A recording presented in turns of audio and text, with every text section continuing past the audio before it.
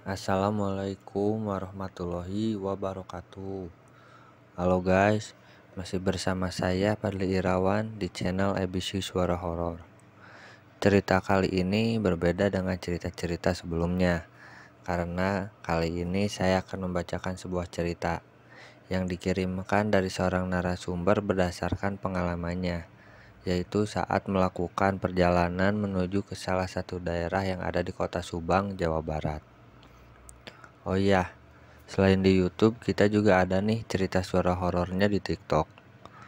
Buat kalian yang suka dengerin cerita-cerita seram di TikTok, jangan lupa buat mampir ke akunnya ABC Suara Horor ya. Buat linknya bisa kalian klik aja di kolom deskripsi. Jangan lupa juga buat klik tombol like, komen, subscribe, dan share sebanyak-banyaknya, agar saya dan tim lebih semangat buat nge-upload cerita lainnya. Oke, buat kalian yang penasaran sama ceritanya, langsung aja dengerin nih ceritanya sampai selesai. Masih tetap di ABC Suara Horor.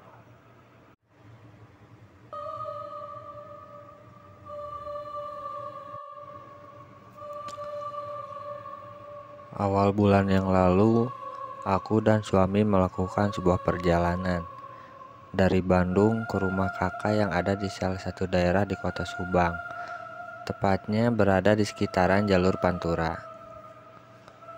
Kami berangkat dari rumah pada Sabtu sore, karena biar nggak panas di perjalanan dan nggak kena macet karena jarak yang cukup jauh dan memakan waktu sekitar 3-4 jam.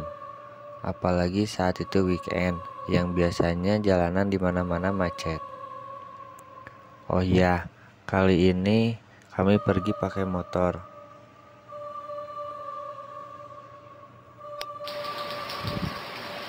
Singkat cerita, waktu di tengah perjalanan hujan mulai turun bersama kabut yang mulai menutupi jalan.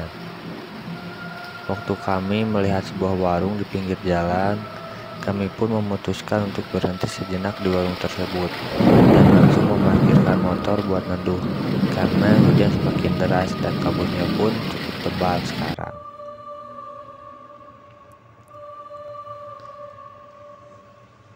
Setelah sekitar 30 menit menunggu hujan reda, kami pun memutuskan untuk melanjutkan perjalanan karena mengingat lokasi tujuan yang masih jauh dan hari pun sudah gelap. Kondisi jalanan setelah pergi dari warung itu bisa dibilang cukup gelap karena minimnya lampu penerangan jalan. Di sisi kanan jalan, tepat di bawah lampu penerangan jalan yang tidak terlalu terang, aku melihat seorang wanita.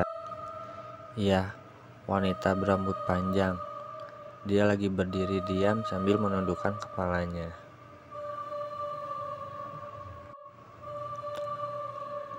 Aku dan suami pun cukup kaget karena ngelihat wanita itu malam-malam begini ada orang sendirian berdiri waktu hujan gerimis di pinggir jalan. Padahal di sisi kanan kiri jalan hanya kebun teh, nggak ada warung atau tempat apapun di situ. Ya, aku coba mikir positif aja sih. Mungkin dia lagi nunggu dijemput seseorang di situ.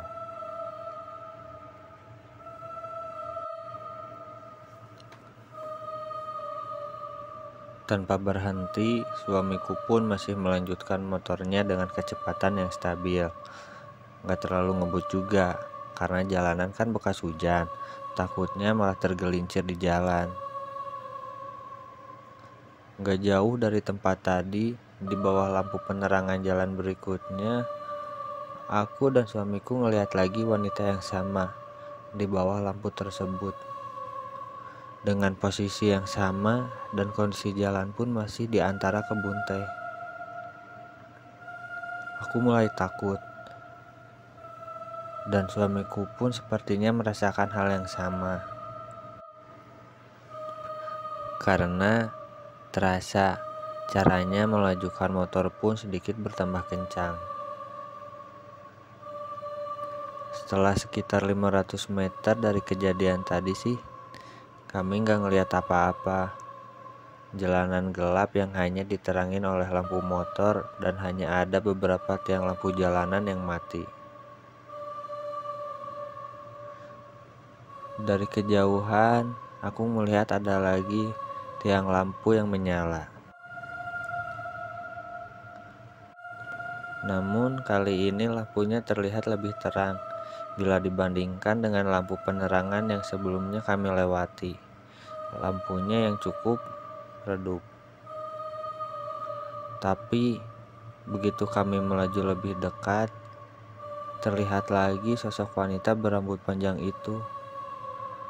Kali ini wanita itu tidak lagi menundukkan kepalanya, namun dia terlihat melihat ke arah kami sambil tersenyum menyeringai selebar-lebarnya.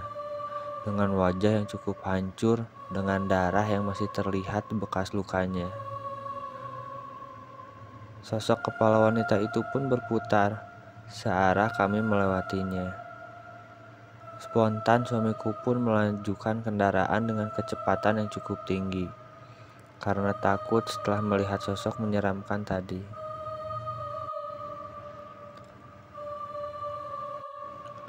Setelah agak jauh dari kejadian tempat tadi, nggak lama kami pun melewati tempat yang sudah cukup terang dan mulai terlihat rumah-rumah warga di pinggir jalan dan juga mulai berpapasan sama kendaraan lain. Dan kami pun mulai menurunkan kecepatan kendaraan.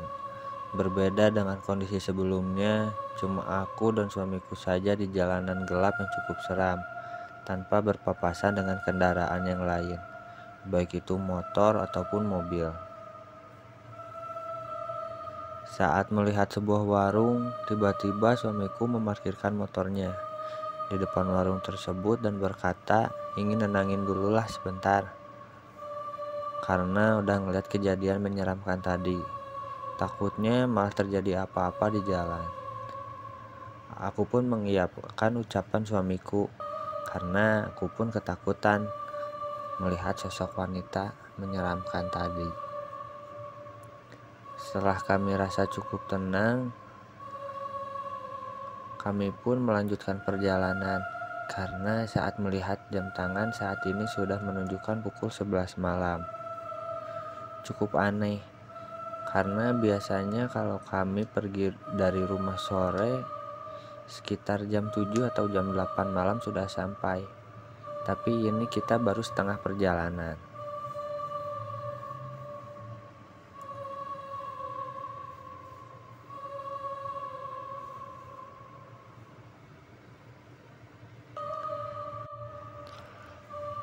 Singkat cerita, kami pun sampai di tempat tujuan kami dengan selamat.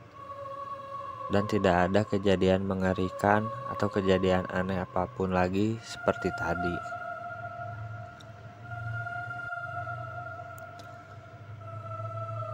Aku pun bercerita kepada kakakku pada keesokan harinya, menceritakan semuanya ke kakak selama di perjalanan, termasuk kejadian saat melihat wanita menyeramkan itu. Kakakku ini bisa dibilang memiliki kelebihan dalam hal-hal mistis atau dibilang hal gaib kayak gitulah. Dan kalau menurut kakakku sih, itu wanita korban kecelakaan yang lagi nunggu jemputan waktu dulu di sekitar tempat kejadian itu. Dan dia emang kadang suka nunjukin dirinya ke pengendara-pengendara di sekitar situ waktu malam hari. Ya mungkin aku dan suami lagi apes aja sih waktu lewat ke situ malam-malam dan ngeliat sosok menyeramkan wanita itu. Dan emang biasanya sih kami lewat ke situ waktu siang hari.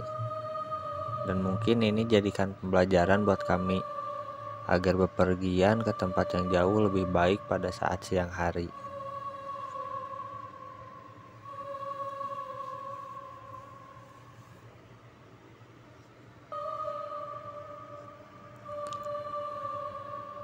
Nah guys, itulah cerita pengalaman menyeramkan dari salah satu narasumber kita.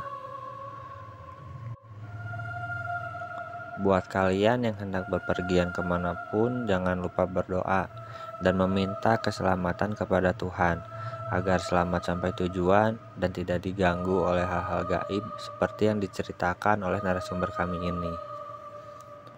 Oh ya, buat kalian juga yang ingin menceritakan pengalaman seramnya, boleh nih email aja ke email kita. Nanti buat alamat emailnya kita sematkan di kolom deskripsi ya. Dan terima kasih buat yang udah dengerin ceritanya sampai selesai. Jangan lupa juga buat nonton cerita kita yang lainnya ya.